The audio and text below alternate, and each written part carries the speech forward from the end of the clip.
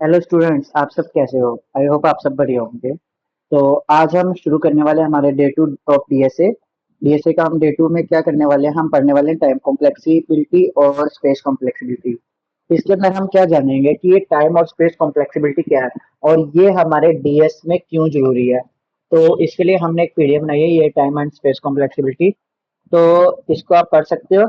बाकी हम आपको ओवरव्यू दे देते हैं। टाइम और स्पेस कॉम्प्लेक्सिबिलिटी ये हमारा एक मेन पॉइंट कह लो या मेन कॉन्सेप्ट कह लो हमारे डीएसए का। क्योंकि इसी से हमारा जो डीएसए है वो पता चलता है कि हमारा जो कोड है वो कितना एक्यूरेट है और घटिया से घटिया मतलब जो वर्स्ट से वर्स्ट कंडीशन होती है उसमें हमारा कोड कितना रिलायबल है और कितना एफिशिएंट है, ये पता करते हैं। तो इसके अंदर मेनली तो तीन कोड होते हैं। मैं आपको बताता हूँ। इसके अंदर होता है एक बेस्ट केस, बेस्ट, एवरेज और वर्स्ट। ठीक है, तीन कोर्स होते हैं। जो बेस्ट केस होता है, मान लो एक एरे है, लाइक इन तीनों को कमेंट आउट कर देता हूँ। ठीक है, और मान लो एक एरे है मेरे पास और इस एरे के अंदर हमने एलिमेंट्स रखते हैं। एलिमेंट्स 1, 2, 3, 4, 5, 6, 7। ठीक है, लाइक ये एरे है। इस एरे के अंदर हमने क्या किया, डेटा स्टोर है। अब मुझे ना फाइंड करना है कि वन क्या है, फाइंड। तो मेरे को फाइंड क्या करना है, वन। तो इसमें हमारा जो एरे में वन को फाइंड करने का क्या होगा, बेस्ट केस होगा। पहले इंडेक्स पे ही है तो हमें वन इंस्टेंटली मिलेगा। ये इंस्टेंट अप्रोच होगी। ठीक है। अब अगर मैंने फाइंड करना है 3, 4, 5, लाइक 5 सर्च करने हैं तो क्या होगा। पहले इंडेक्स है, नहीं। दूसरा इंडेक्स है, नहीं। तीसरा इंडेक्स है, नहीं। चौथा इंडेक्स है, नहीं। पांचवें इंडेक्स पे पड़ा है, हाँ पांचवें इंडेक्स पे पड़ा है, तब मैच करेगा। ये एवरेज केस हो गया। और वर्स्ट केस क्या हो गया, जब मैंने 7 ढूंढना है। ठीक है, वो पहले सारों को चेक करेगा और फिर एकदम से 7वें पे आएगा। ये इसका वर्स्ट कंडीशन हो गया। अब इसकी जो टाइम कॉम्प्लेक्सिबिलिटी होगी वर्स्ट कंडीशन की, वो होगी N. N denoted by number of elements. अब इसके अंदर कितने एलिमेंट्स है उसको डिनोट कर रहे हैं एन। ठीक है। तो इसकी जो हम डिनोट करते हैं, हमारी जो ये एवरेज केस है, वर्स्ट केस है, इसको हम डिनोट करने के लिए यूज करते हैं वर्स्ट केस को बिग ओ से। बड़ा ओ को हम यूज करते हैं as a worst case condition को यूज करने के लिए। इसको हम इंग्लिश में लिखते हैं बिगो, बिगो।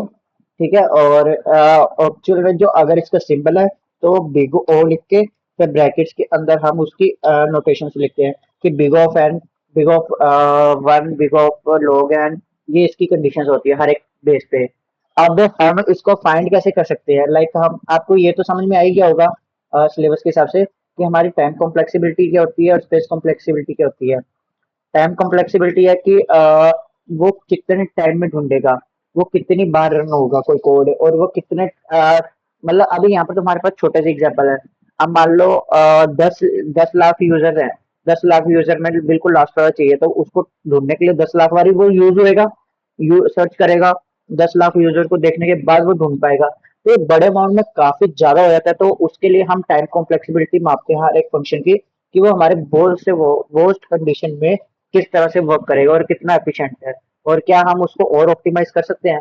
ये हमें टाइम कॉम्प्लेक्सिबिलिटी हमें ऑप्टिमाइजेशन का सॉल्यूशन देती है कि अगर हम इसको और तरीके से लिखे कोड को, ये इसी टास्क को और तरीके से करें तो इसकी स्पेस कॉम्प्लेक्सिबिलिटी और टाइम कॉम्प्लेक्सिबिलिटी घटती है या नहीं। अब स्पेस कॉम्प्लेक्सिबिलिटी क्या होती है। अब मान लो स्पेस कॉम्प्लेक्सिबिलिटी हमारी हमारे वेरिएबल्स कितने हैं, ये कितनी मेमोरी यूज कर रहा है हमारा कोई भी फंक्शन या टास्क। लाइक मैंने माना एक फंक्शन है हमारा जिसके अंदर हमारे पास तीन वैल्यूज है A B C, A B C. ठीक है। और ये आपका स्वैप वाला क्वेश्चन मानते हैं तो इसमें क्या हो रहा है कि ए भी स्टोर कर रहा है मेमोरी, बी भी स्टोर कर रहा है और सी भी as a temporary memory store कर रहा है। तो इसकी टाइम कॉम्प्लेक्सिबिलिटी 3 है। ठीक है। अगर वो लूप में चल रहा है और उसको एरे में चल रहा है, वो हर एक की टाइम कॉम्प्लेक्सिबिलिटी भी अलग होती है और स्पेस कॉम्प्लेक्सिबिलिटी भी अलग होती है। तो यहाँ पर यही चीज चल रही है कि टाइम कॉम्प्लेक्सिबिलिटी है कि वो कितने टाइम में काम करेगा। यहाँ पर कोई सेकंड्स मिली सेकंड्स नहीं होते, यहाँ पर बेस्ड ऑन यूजर और बेस्ड ऑन फंक्शन टाइप के ऊपर काम करता है कि ये कितना बड़ा फंक्शन कितने यूजर्स को हैंडल करे और कितने टाइम में करेगा, ये उस बेस पे है। और स्पेस कॉम्प्लेक्सिबिलिटी है कि हमारा कितनी मेमोरी यूज करे हमारे स्पेस में, मतलब हमारा जो फंक्शन तैयार की है ये कितनी मेमोरी खाएगा रन होने के लिए हमारे मेमोरी में, ठीक है, और कितना डेटा स्टोर करेगा। बाकी इसके अंदर मैंने प्रॉपर एक्सप्लेनेशन दे रखी है टाइम कॉम्प्लेक्सिबिलिटी, स्पेस कॉम्प्लेक्सिबिलिटी। अगर आपको ये चीज दिख रही है कि ये हमारे नोटेशंस होते हैं, मतलब जो बिगो को ऐसे लिखते हैं ना, तो इसके नोटेशन होते हैं। बिग ऑफ वन का क्या मतलब होता है? बिग ऑफ वन का मतलब होता है जब हमारा कोई भी सीक्वेंस कॉन्स्टेंटली चल रहा हो। लाइक मैंने कोई चीज प्रिंट करानी है, ठीक है, फॉर लूप में, तो उसका बिग ऑफ फॉर लूप में 1 से 5 तक ही प्रिंट होएगा। तो वो चाहे कितना भी नंबर हो वो 1 से 5 वाली ही यूज होगा। तो उसकी जो वैल्यू होगी बिग ऑफ एन की, बिग ऑफ वन की, वो होगी कांस्टेंट, मतलब चाहे कितना बड़ा नंबर हो वो काम एक जितना ही करेगा, एक जितना ही टाइम लेगा, एक उतना ही उसका नंबर इंक्रीज होने पे, यूजर इंक्रीज होने पे टाइम मिलेगा। बिग ऑफ लॉग एन का क्या मतलब होता है? जो हमारा लॉजिकल टाइम है, मान लो हमने एरे की एग्जांपल ली थी, उस एरे को अगर उस एरे का जितना टाइम लग रहा है उसका आधा टाइम लगे तो वो log n होता है। log n का मतलब होता है जितना टाइम लग रहा है उसका आधा टाइम लगना, ठीक है। मान लो अगर हमारे टाइम कॉम्प्लेक्स 8 एलिमेंट्स है, 8 एलिमेंट्स को ढूंढने के लिए वो चार में ढूंढेगा, जिसमें बाइनरी सर्च वगैरह जो हम आगे वाले चैप्टर्स में पढ़ेंगे, तो उस बेस पे है, ठीक है। बिग ऑफ एन आपको समझ आ गया। Big of N log n क्या? N N log n, N square की जगह एन प्लस हाफ, मतलब जितने एलिमेंट्स है उतना प्लस आधा एलिमेंट और, मतलब 8 है तो 8 दूनी 16 होते हैं, 16 का आधा 12। तो इसमें क्या होगा? 8 + 4 12 का कॉम्बिनेशन रहेगा। तो इसमें 8 एलिमेंट्स के लिए 12 टाइम्स रन होगा कोई भी कोड, तो वो कोड के ऊपर होता है। ऐसे ही एन स्क्वायर डबल टाइम्स, ठीक है, N cube triple times, two N कि जो हमारा मान लो 8 एलिमेंट्स है, 8 दूनी 16 टाइम्स होएगा, ठीक है। एन स्क्वायर में क्या होगा कि 8 है, 8 की स्क्वायर, 8 के स्क्वायर में ये मान लो कि 8 की पावर 2 है, तो 8 की पावर 2 में हम उसको ऐसा समझ सकते हैं कि 8 × 2, जो आंसर आया उसको × 2, ऐसे 8 टाइम करेंगे तब जाके उसकी रन आउटपुट बनेगी। तो ये काफी बड़ा नंबर हो जाता है, एन क्यूब और भी ज्यादा बड़ा नंबर हो जाता है, ठीक है। उसके बाद एन फैक्टोरियल टाइम, फैक्टोरियल वाला भी आपको पता होगा कि जब हम फैक्टोरियल निकालते हैं तो वो किस तरह से डिवाइडेड होता है, उस बेस में एन क्यूब जो फैक्टोरियल टाइम होता है, लाइक 2 हो गया 3 हो गया, तो उस बेस पे भी काम करते हैं, ये फैक्टोरियल है। ये वाला तो काम आता है, पर वो बड़े फंक्शंस में काम आता है। मेनली जो हमारे यूज होते हैं कांस्टेंट वाले यूज होते हैं, log n, N log n, N square, N cube और 2n। ये वाले तो सब बहुत ज्यादा यूज होते हैं जब भी हम कोई भी क्वेश्चन सॉल्व कर रहे होते हैं डीएसए के तब, ठीक है। और स्पेस कॉम्प्लेक्सिबिलिटी के लिए भी सेम ही कंडीशन है। ये देखो यहाँ पे बेस्ट केस हो गया, वर्स्ट केस हो गया, एवरेज केस हो गया, ठीक है। बेस्ट केस में क्या हो गया? बिग ऑफ वन, अगर किसी भी यहाँ पर आपने एरे लिया है, एरे का अगर हम पास ढूंढ रहे हैं, ठीक है, तो ये बेस्ट केस है, ये एक ही बारी में कर लिया। अब इसमें क्या है कि एवरेज केस क्या होगा कि हमने 15 ढूंढना है, एवरेज केस इसने 3 एलिमेंट में ढूंढ लिया। वर्स्ट केस क्या होगा? बिग ऑफ एन, ये सारे एलिमेंट्स को चेक करने के बाद लास्ट वाले एलिमेंट में पहुंचेगा, तो ये इसका वर्स्ट केस है, ठीक है। ये चीज हमारे बाइनरी सर्च में करे तो इसका वर्स्ट केस log n हो जाएगा, कि ये हमारा क्या करेगा, पहले फर्स्ट और लास्ट के बीच का मिडल निकालेगा 15।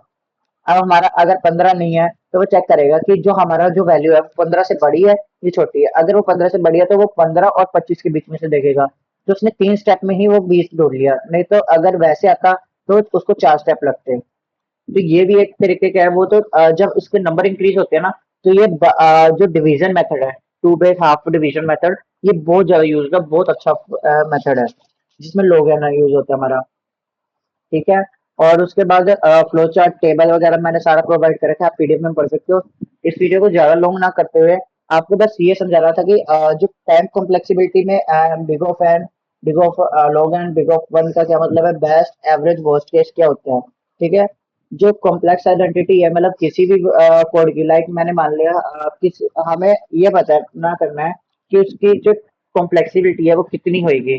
तो मान लो फोर लूप है, फोर लूप है, और फॉर लूप के अंदर एक और फॉर लूप है, ठीक है।